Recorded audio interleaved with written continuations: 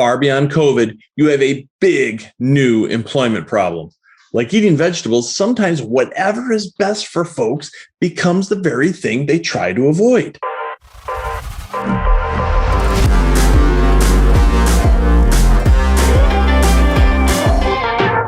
Hey, welcome back to Rare. I want to take a little side jaunt just for a moment on something that's going to prove to be very, very important, and you're going to have to think about it strategically inside of your practice. And that is, as lockdowns end with COVID and the pandemic, and people are to come back to the office, you're going to have a challenge on your hands. And there are some studies and some facts and some statistics and surveys that are coming out today that are revealing the dangers, the side dangers, the byproduct, right? I guess I'm stumbling over my words. The byproduct of the pandemic and the lockdowns and the remote work. The good news is, basically, technology was there to support us, right? We were able to disperse, maybe not so great early in the process, but later in the process, we all got pretty good at dispersing and working remote. We learned how to do this Zoom conversation. We learned how to deal with clients long distance. We basically were able to take a remote environment and make it personable, make it feel close to a face-to-face environment. Now, that's great with the clients. And candidly, thank goodness that the pandemic happened now, when technology was advanced enough for these things to fall into place. Had it happened a couple of decades ago, we would have been in really big trouble. And so a lot of people did pretty good during this process. But now that it's time to come back, we're going to have a whole different set of circumstances, and you're going to have to think how you're going to deal with this inside of your business. I just want to share the screen and show you some studies and some things that you're going to have to think about as you roll this forward. So far beyond COVID, you are looking at a potential new big employment problem.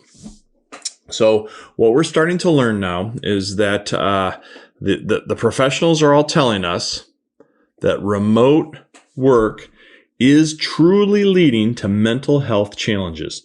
People are in a downward spiral. People are social beings. They are not meant to interact digitally 100% of the time. They are meant to have live interaction. They're meant to communicate and thrive off of each other in that interaction. And with that being lost, a number of different things are happening. First of all, one of the studies that Forbes was talking about said that 75% of people were experiencing social isolation and all of the clinical things that go along with social isolation. This is, think in terms of like how people have been punished in prisons. Like if you were putting someone in isolation, that was an extra punishment above and beyond. And now some people are experiencing these sorts of things literally in their home.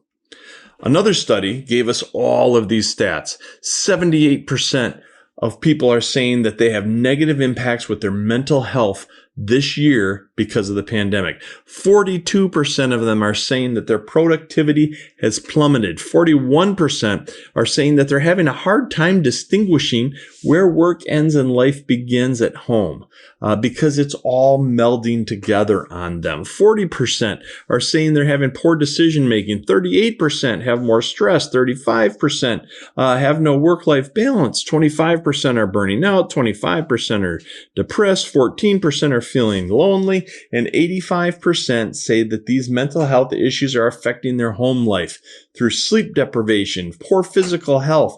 They're just generally unhappy. They're having issues with their family relationships, and they're stuck in isolation. All of these things are just looming over top of us. And as month after month ticks by, it's becoming a bigger and bigger deal for people to deal with, which now means it's a bigger and bigger deal for you as an employer to deal with. Now, Financial IQ also has some studies, and what they found is that they did this in December of, right here, from December 8th to the 14th, they did this study, and what they found is that 50% of advisors plan to have people returning to their offices by the end of March, by the end of Q1 2021. So by the end of March, over 50% are expecting to be back. By the end of June, 75% are expecting to be back. And then this other 25% will come back at some point afterwards. But right now, 50% are planning to be back at the end of Q1, 75% are planning to be back at the end of Q2. So, problem solved, right? Not quite. Because the other thing we found, and now this is directly from our industry, this is from the financial services industry, this is not from industry across the board, this is specific to us.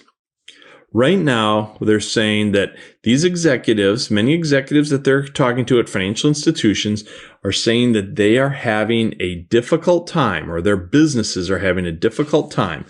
So here we are, Morgan Stanley, JP Morgan, UBS are all saying that their productivity is going down, that they're losing the creativity and the brainstorming and the development and the training and all the things that are important when people get together. All of these things are plummeting. So you would think they want to get back as well. And that's great. But only 20% of people believe they should come in at least 3 times a week. 30% are saying they should telecommute every single day, meaning they're not going to come into the office. They're going to work remotely every single day. That's what they think they should be doing.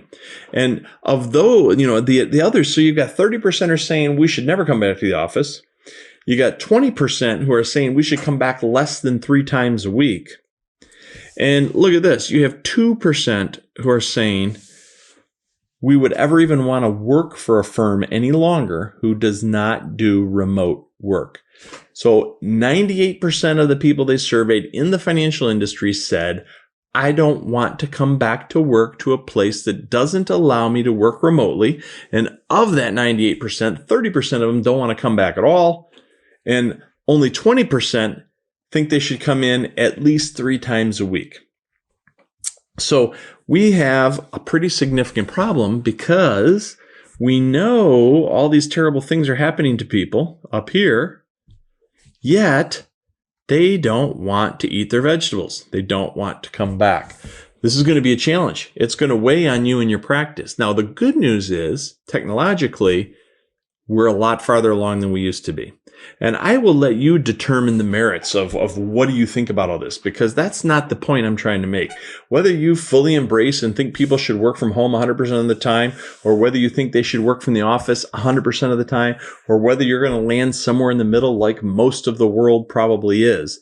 The issue is you're going to have a percentage of people who simply don't want to come back, even to their own health detriment. And you're seeing this becoming more and more and more prevalent. And yet at the same time, you're going to likely have to compete in a different way in the marketplace. Now, the good news is your geographical boundaries are somewhat diminishing or being eliminated is a better way to look at that, being eliminated in dealing with customers. Your geographical boundaries are also, to a certain point, being eliminated in dealing with recruiting of new staff. Maybe your staff doesn't need to live in your town any longer. But if they don't, you still have to address all of these remote issues. You have to figure out new ways to change the way that you interact with your people, because you're going to have to solve some of these mental health issues, or you're going to end up with a poor workforce, or you're going to end up with a lot of people that you're going to have to burn through to find the good ones, or you're going to have to fire, or they're simply going to resign, or whatever the case might be. You're going to have this general cloud of unhappiness, like the old, what was that character from with Snoopy and Charlie Brown, that Pigpen, who always just kind of had this cloud walking around behind him. You've got people right now who have these clouds walking around them. And by the way, you have clients like this too. And this is really tough on a lot of seniors who have been locked down. They haven't been able to physically see their family. I know my mom made a formal announcement when we were going to start hugging again, because she was over this.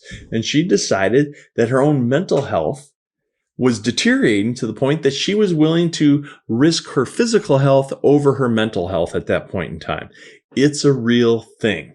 So people are going to have to figure out how to manage this stuff because a lot of business is not going to come back the way it used to be.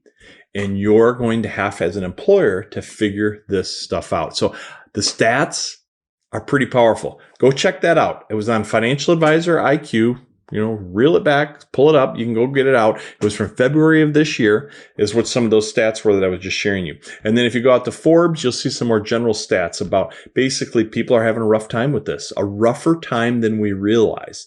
In fact, you're starting to hear some of the people, some of the medical professionals are saying that the side effects of all this remote work, in theory, may end up being worse for us than COVID itself. That's not Mike saying that. That's just me pointing out that these voices exist right now. That's how powerful this problem is becoming. So take a look at it. Think about how you want to structure yourself technologically. Think about how you want to structure your people and how you want to rotate them and or permanently place them in or not place them in the office, and how all of these pieces are going to fit together differently in the future than they have in the past, because you're going to have some employees are going to be thrilled to be back in an office environment and out of their house.